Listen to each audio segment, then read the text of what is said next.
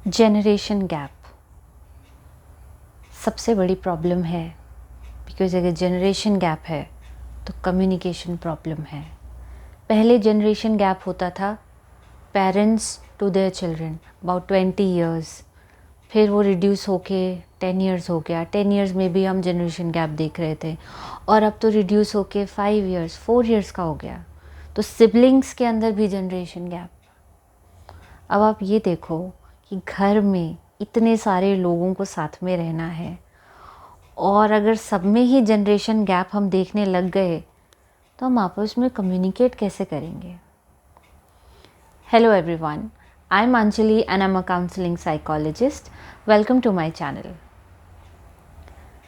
सबके घर में कुछ ना कुछ ऐसी कम्युनिकेशन प्रॉब्लम होती ही है जहाँ पे हमें फील होता है कि जनरेशन गैप है। और जनरेशन गैप में होता क्या है, दो पार्टीज़ हैं, दोनों ने अपने अपने नज़रिए से दुनिया देखी है और दोनों का अपना अपना पॉइंट ऑफ व्यू है। और पते की बात यह है कि कोई भी सही और कोई भी गलत नहीं है।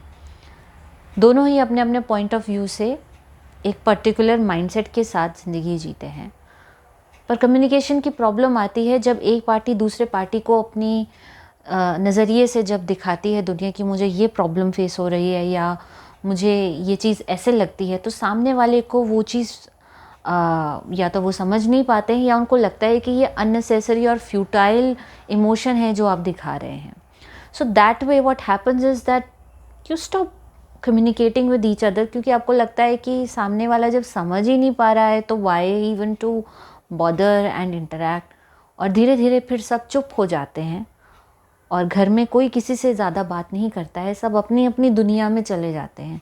तो सब अपने अपने मोबाइल में घुस गए हैं, सबकी अपनी अपनी दुनिया है, क्योंकि अब आपको लगने लगा है कि we don't gel with each other that much, so we are better off in our own world which we think कि ये वाले लोग हमारे जनरेशन के हैं और मेरे पॉइंट ऑफ व्यू के हैं और ऐसे ऐसे समझते हैं। So actually this is one of the reasons why everybody is going into their own worlds in their mobile phones, because उनको घर में सेम माइंडसेट के लोग नहीं मिलते। और ऐसी शुरुआत कहाँ से हो रही है? शुरुआत हो रही है जब एक घर में पेरेंट्स जो होते हैं वो एक ऐसे बोलते हैं अपने बच्चे को पुश करने के लिए कि बेटा तू पढ़ लिख, आईआईटी में जा, तू एम्स में जा और तू बड़े से बड़े कॉलेज मतलब पढ़ाई करके जो भी बेस्ट ऑफ द यूनिवर्सिटीज़ हैं आप वहाँ जाइए।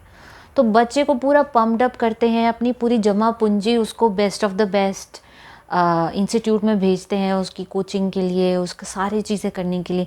इस सब जद्दोजहद में पेरेंट्स पैसे इकट्ठे करना, उसके एजुकेशन पे लगाना, उसको सही टाइम पे लैपटॉप लेके देना, इस सब में आपने बच्चे को पढ़ा लिखा के बड़ा कर दिया और आप अपने ऊपर नहीं काम कर पाए। तो पढ़ा लिखा के बच्चा आईआईटी क्लियर करके गूगल में चला गया और टॉप मैनेजमेंट में काम कर रहा है। और जब वो शादी करता है तो वो भी टॉप मैनेजमेंट की फ़ीमेल से काम करता है, शादी करता है। और शादी करके जब वो घर आते हैं तो आप तो उसी एज ग्रुप के लोग हैं कि दिवाली का टाइम है तो पूजा तो आप ही करोगे, और अभी तो बच्चा हुआ है तो अभी तो आप घर पे ही रहोगे, और मेड नहीं आई है तो सफाई भी आप ही करोगे। दैट वे आपका माइंडसेट वही है। आप भूल गए कि जो लोग अब उस जनरेशन के हो गए हैं उनका प्लेटफॉर्म डिफरेंट है, उनका सोचने का नज़रिया डिफरेंट है, वो एक अलग लेवल पे पहुंच चुके हैं and you can not match up to that level. तो गलती कहाँ हो गई? गलती ये हो गई कि आपने स्ट्रगल भरी ज़िंदगी बिता दी अपने बच्चे का प्लेटफॉर्म यहाँ से यहाँ करने के लिए, और अब वो सिर्फ साल में एक ही बार आपसे मिलना चाहता है दिवाली के दिन, आगे पीछे नहीं। बिकॉज़ अगर मिलते भी हैं तो बात करने के लिए कुछ है ही नहीं, there is no common topic. वो जिस लेवल का बात करता है आपको उसकी नॉलेज ही नहीं है, आप जिस लेवल की बात करते हैं उसके बारे में उनको कुछ लेना देना नहीं है। तो उनको लगता है कि ये अच्छा टॉपिक नहीं है, उनको लगता है वो अच्छा टॉपिक नहीं है। इससे ज़्यादा कि अनबन या लड़ाई हो जाए तो चुपचाप बैठे रहो, या साल में सिर्फ त्योहार के दिन मिलो और फटाफट अपना जो भी रिचुअल करना है करो एंड अपने अपने घर जाओ। ऐसे सिनेरियो से कैसे बचा जा सकता है? ऐसे सिनेरियो से तभी बच सकते हैं जब हम सब ये सोच लें कि हमें अपने ऊपर हमेशा ज़िंदगी भर काम करना है, चाहे हमारी जो मर्ज़ी एज हो, चाहे आप एक हाउसवाइफ हैं, चाहे आप एक वर्किंग वुमेन हैं, चाहे आप कुछ भी कर रहे हैं, आपको स्टैग्नेट नहीं होना है। तो मान लीजिए आप एक गवर्नमेंट एम्प्लॉय हैं या आप एक शॉपकीपर हैं, आप एक बिजनेसमैन हैं, तो आप वो बहुत अच्छा कर रहे हैं, बहुत बढ़िया बात है। बट आपको सिर्फ वही नॉलेज है या थोड़ा बहुत आपको पता है कि स्टॉक मार्केट में क्या हो रहा है और कहाँ पे कौन सी सरकार है, थोड़ा पॉलिटिक्स आप डिस्कस कर लेते हैं, इससे ज़्यादा आपको कुछ नहीं पता, इसका मतलब आपकी लाइफ स्टैग्नेट हो गई है। मैं आपको एक ब्यूटीफुल एग्जांपल देती हूँ। मेरी ही फैमिली में एक लेडी हैं, शी इज़ अ हाउसवाइफ। उनके 3 बच्चे हैं, बड़े हो गए हैं ऑब्वियसली, तीनों की शादी हो गई है। तो उनकी एक बेटी डॉक्टर है, एक बेटी लॉयर है और एक बेटा इंजीनियर है, और वो खुद हाउसवाइफ है लेडी। एंड आप जब उनसे इंटरेक्ट करेंगे, बात करेंगे, उनको सारी फील्ड्स के बारे में नॉलेज है, उनको लॉयर के सारे आर्टिकल सब पता है, क्योंकि वो इतना इंटरेस्ट लेती थी अपने बच्चों की पढ़ाई में, खुद पूरा चेक करती थी, बेटा तुम्हारे ये सिलेबस ये वो। सो उनको पढ़ाने लिखाने बड़ा करने में उन्होंने इतने अच्छे से पेरेंटिंग की कि वो खुद भी ग्रो करती गई। आप उनसे इंटरेक्ट करो, she can talk on any topic, she knows everything and she is very happy being a housewife. Okay, ऐसा नहीं है she is missed out on something, she has done brilliant job by playing her role as a mother, as a housewife, and along with it she has raised her platform. अब वो कहीं पे भी जाती हैं, उनके बच्चे उनको कहीं भी लेकर के जाते हैं, तो they feel proud that that my mom is everything. She has all the learnings and all the knowledge. She can talk with people, people can interact with her, they can interact with her. और वो सारे बच्चे जो हैं mummy जी mummy जी mummy जी करते रहते हैं, because उनको कोई भी प्रॉब्लम होती है, they go back to their mother, they can interact at the same platform. वो अपना ऑफिस का कुछ बताएंगे तो उनकी मॉम को समझ में आता है कि हाँ उसकी ये प्रॉब्लम है, and she can interact and empathize, not sympathize, because now she can be on their shoes, right? So आप किसी भी एज के हो, मैं आपको एक और एग्जांपल देती हूँ। I also happen to know a very learned gentleman, I should say, मैं उनके बारे में ज़्यादा डिस्क्लोज तो नहीं करूँगी। तो he has been on a very high profile platform, वहाँ से वो रिटायर हुए हैं।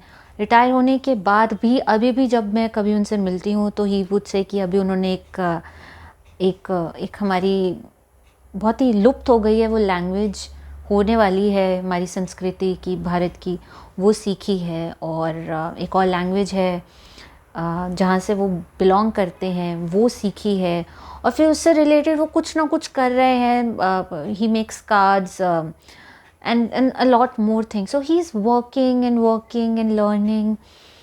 तो ऐसे लोगों से जो इतने ओल्ड हो गए हैं और उनको दुनिया के बारे में इतना पता है, सिर्फ शेयर मार्केट और पॉलिटिक्स नहीं, उनसे आप कुछ भी बात करो उनको पता है।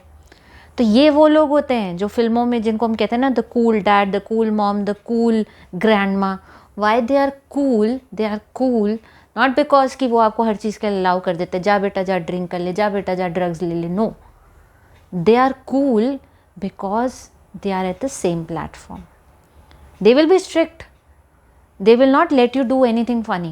उनको लगता है कि ये चीज़ लेने से आपको नुकसान होगा, वो आपको डायरेक्टली बोलेंगे कि ये नहीं करना है, इससे तुम्हें नुकसान होगा, and I would not like you to fall sick in future और वॉट एवर, या हमारे घर में ये ट्रेडिशन नहीं है। तो कूलनेस का मतलब ये नहीं है कि आप रूल हटा दें, कूलनेस का मतलब है कि आप उनकी प्रॉब्लम्स को अंडरस्टैंड करते हैं, you are at the same platform and you are always in the mode of learning. मैं अपनी ही ग्रैंड मदर की बात करूँ तो वो, उनको लर्निंग मूड उनका इतना ज़्यादा है, वो सीख लेती हैं, अच्छा मेरी बहुएं अब ऐसा करती हैं, अब ऐसे प्रेजेंट करते हैं खाना, और ऐसे ऐसे वो सीखती रहती हैं। अच्छा अब सलवार सूट नहीं, अब प्लाजो सूट आ गए हैं, तो वो she is very happy wearing those, learning and enjoying new varieties of life instead of उसमें मीन मेक निकालना। और लाइफ कितनी ब्यूटीफुल लगती है जो आपके साथ रह रहे होते हैं उनको भी बड़ा मज़ा आता है, और आपको खुद को भी अच्छा लगता है that you growing and growing and growing and learning. आपकी लाइफ कभी स्टैग्नेट नहीं होगी, आपको बहुत अच्छा लगेगा। So, in the end, I would like to emphasize on the fact, no matter what you do, no matter whatever your age is, आपका occupation क्या है, हमेशा लर्निंग मोड में रहें, हमेशा कुछ ना कुछ सीखते रहें। आपको भी ज़िंदगी अच्छी लगेगी और आपके साथ जो रहते हैं उनको तो बहुत ही अच्छी लगेगी। That's it. आई होप आप हमेशा कुछ ना कुछ सीखते रहें। Thank you very much. अगर आपको ये वीडियो अच्छा लगा हो तो press the like button and share it with a lot of people around you so that they get inspired and motivated to continuously work on themselves no matter whatever your other particulars are. I'll see you in my next video. Till then, take care. Bye bye.